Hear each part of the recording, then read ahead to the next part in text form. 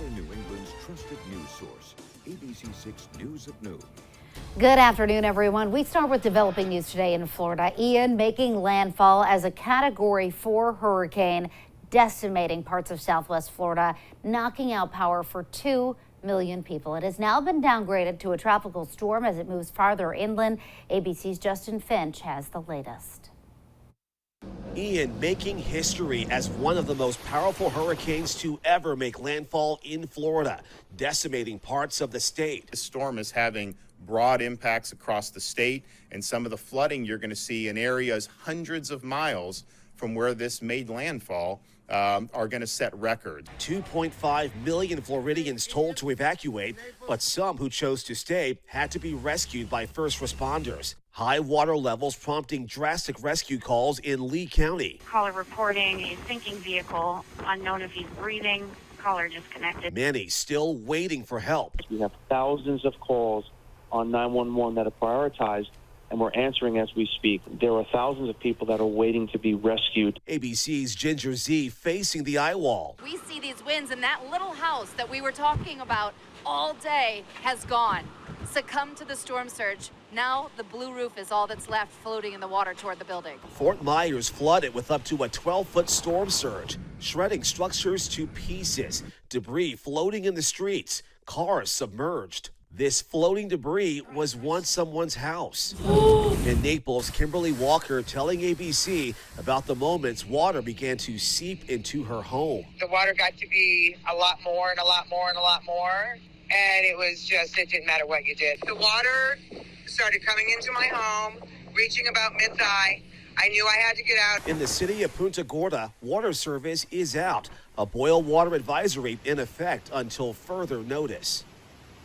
And power has been restored to more than 1 million customers. Next, portable cell phone towers will go up across Southwest Florida once it's deemed safe to do so. Justin Finch, ABC News, Tampa. Just astounding images coming into us from Florida. And we take a live look outside right now with a picture-perfect day here in southern New England. Quite a difference, Chelsea, between the two areas. Yeah, we've had this long stretch of quiet weather here in southern New England, where Florida has been dealing for days now with impacts from Ian. Of course, landfall happening yesterday afternoon as a Category 4 hurricane. Seeing the images coming out of southwestern Florida right now, just absolutely devastating, heart-wrenching to see those houses just floating away. At this point, you are looking at Tropical Storm Ian. It became a tropical storm, weakened to a tropical storm very early this morning. It's now sitting 25 miles to the north-northeast of Cape Canaveral, Florida, likely going to move back out over the ocean, could potentially gain a little strength. Winds are now at 70 miles per hour, gusts to 85. And then that track will actually make landfall again along the South Carolina coastline as we head into about 24 hours from now. So we are not done with Ian yet. It will be nowhere near as strong as what happened down in the Fort Myers area, but still Ian holding on in the coming days. For us here in southern New England, temps are in the mid-60s, partly to mostly sunny. There's a breeze today out of the north that's going to keep us a bit cooler than where we've been the last few days. Highs should top out in this mid to upper 60s range, which is just shy of our seasonal average of 70 degrees for this time of year. We're seeing sunshine across the area. A little bit of a wider view shows you some clouds up to our north and our west, some clouds off to our east.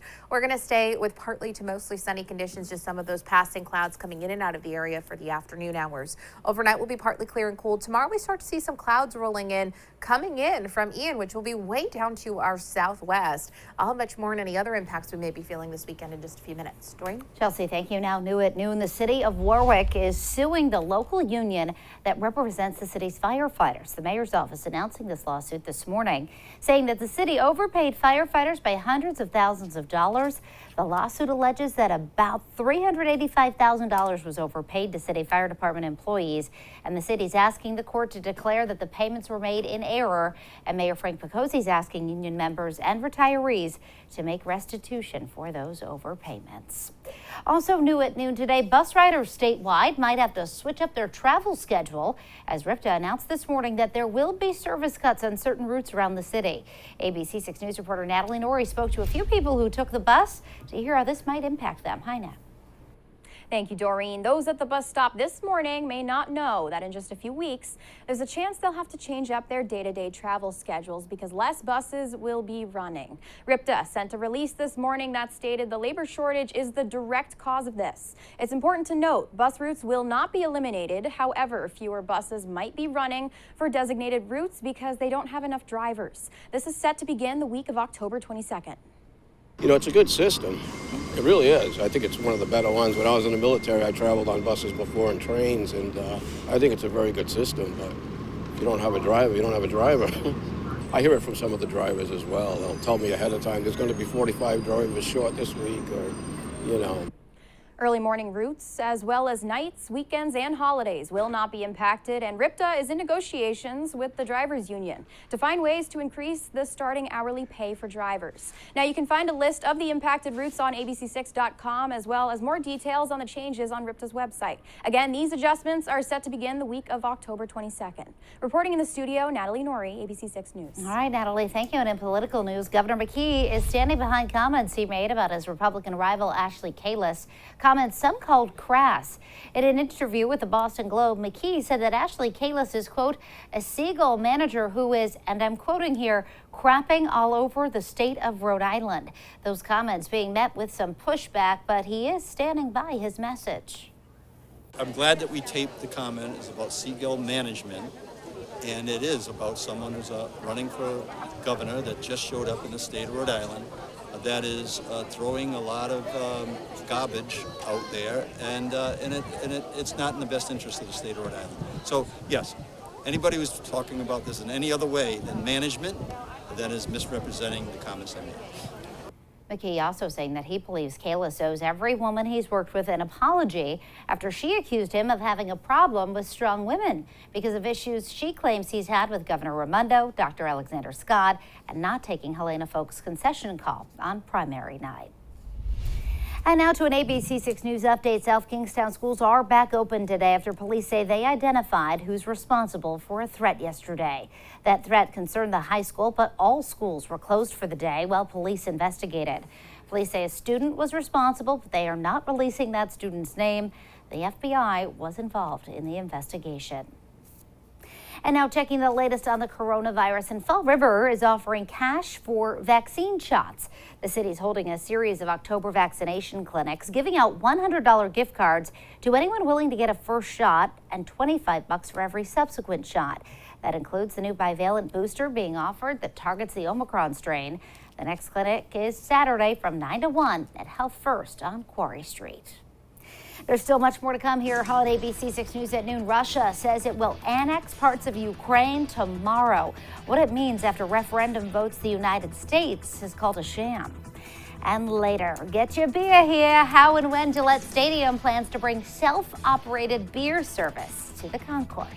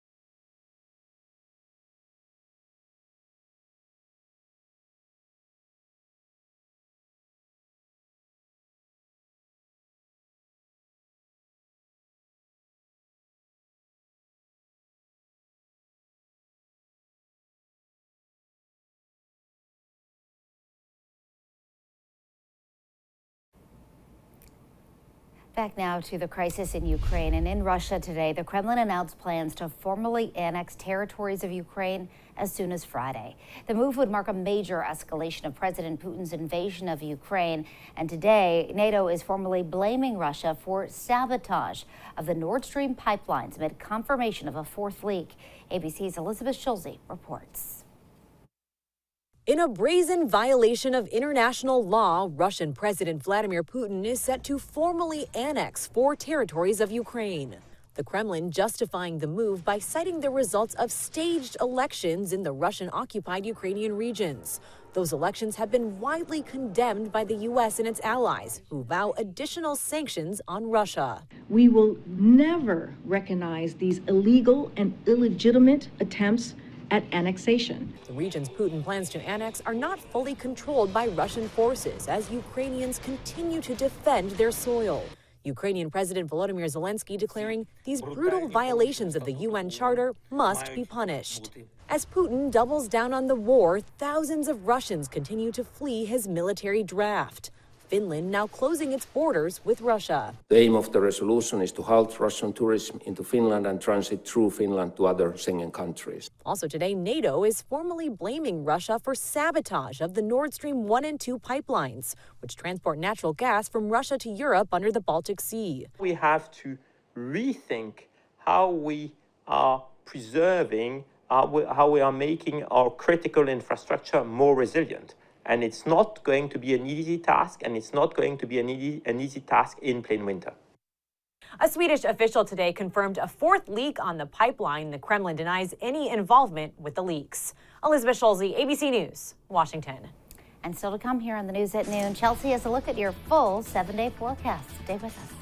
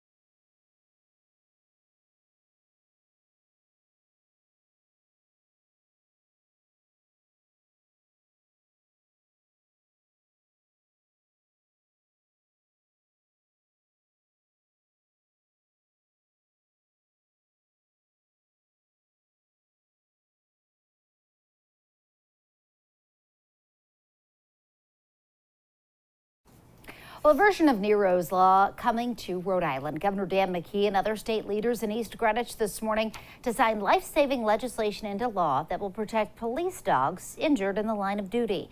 ABC6 News reporter Yanni Triggelis is live in East Greenwich where the ceremony just wrapped up a short time ago. He has more on what this new law means.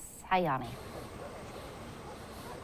Hey, Doreen. Yeah, officers and their K-9 from all across Rhode Island here in East Greenwich today to witness this historic bill signing that will give K-9s the same chance to live if they are injured in the line of duty as their partners. Now, take a look at some video here of the governor signing this bill into law that will allow K-9 to receive treatment from EMT on scene and even be transported in an ambulance if they are injured. Now, this bill is modeled after an already existing one that was signed into law in Massachusetts called Nero's Law, named after Yarmouth K-9 Nero after he was shot in the line of duty and wasn't able to be treated by EMTs. Now, thankfully, Nero ended up surviving, but Yarmouth deputy chief at the time, who now turned state rep Stephen Sharhos, who then led the charge in Massachusetts to get this legislation passed for his K-9. He was at this event and he spoke about why it was important for all states to get this legislation passed.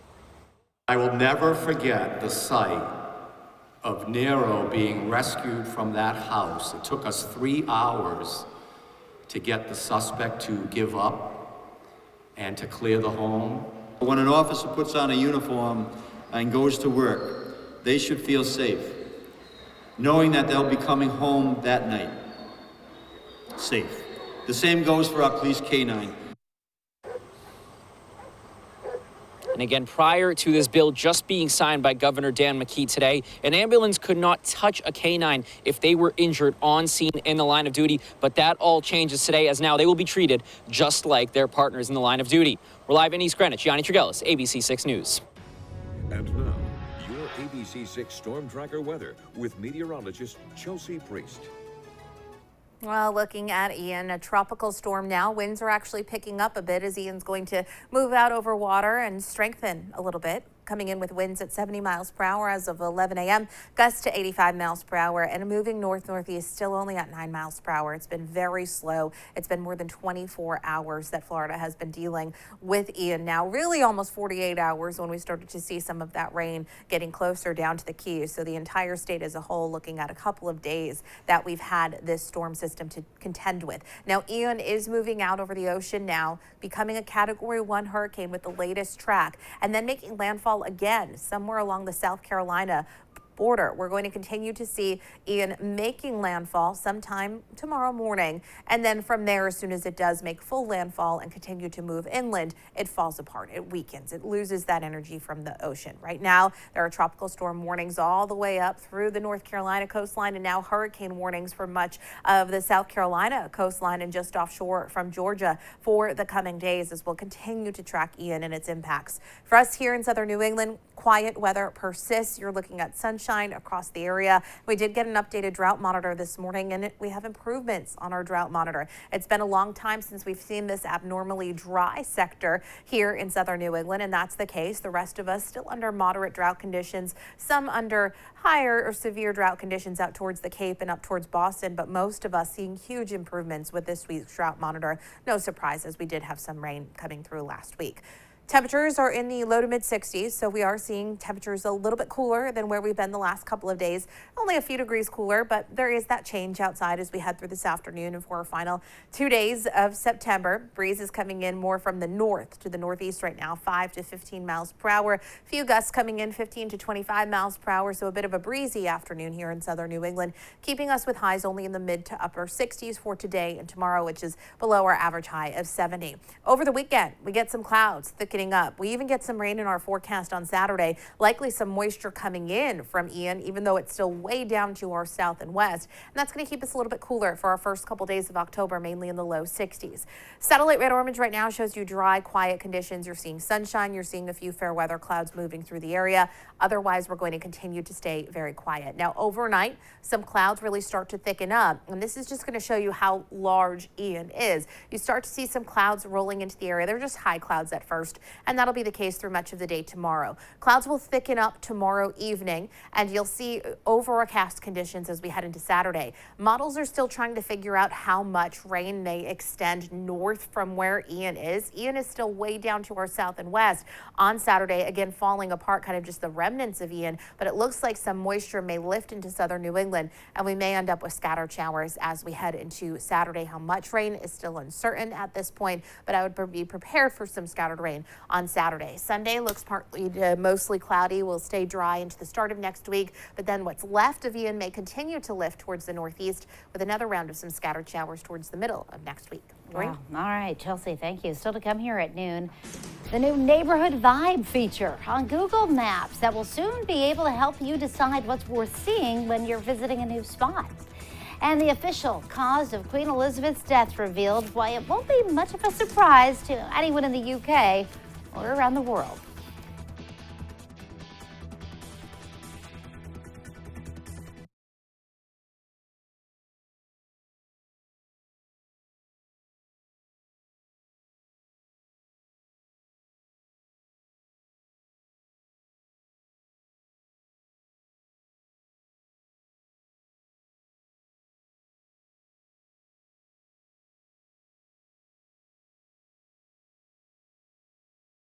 Testing travel pool audio, doing mic checks for you guys here. Do a color bounce for you as well. I don't have a piece of paper, but I have a shirt. White bounds out real quick. Audio test 1 2 3 1 2 3 check. Audio test 1 2 3 1 2 3 check. 1 2 3 check. I can't wait to see this on YouTube. It's gonna be hilarious. 1 2 3 check. Test 1 2 1 2 1 2. Test 1 2 1 2 check. Hey hey.